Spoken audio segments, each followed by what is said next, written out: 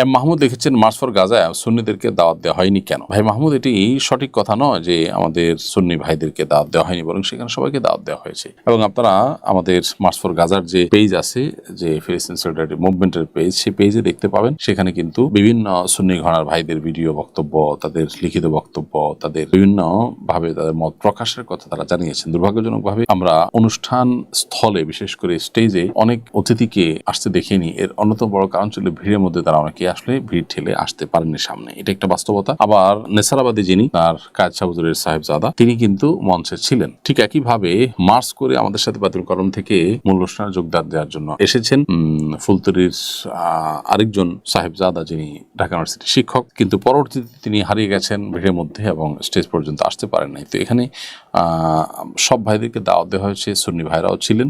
এটাকে পুঁজি করে বিশেষ করে তারা স্টেজে আসতে পারেনি, বা আমাদের ত্রুটি ছিল তাদেরকে খুঁজে বের করতে পারেনি, বা সামনে আসতে পারেনি অনেকে, বা কেউ কেউ তার সামনে ছিলেন, তাদের এক দুজন শুধু স্টেজে উঠছেন, বাকিদের উঠতে পারেনি। আমাদের তাড়াহুড়া করার কারণে প্রশাসন থেকে চাপ দিচ্ছিল তাদের শেষ করার জন্য, তাদের কিছুটা পিছুটান ভাব ছিল, বা তারা ইতস্তত বোধ করছিলেন, সেজন্য তাদেরকে আমরা তুলতে পারিনি। এটা আমাদের অপারগতা এবং ব্যর্থতা। কিন্তু তাদেরকে দাওয়াত দেওয়া হয়েছে, তারা সম্প্রীতি এবং সংহতি জানিয়েছেন এবং তারা অনুষ্ঠানে কিন্তু উপস্থিত হয়েছেন।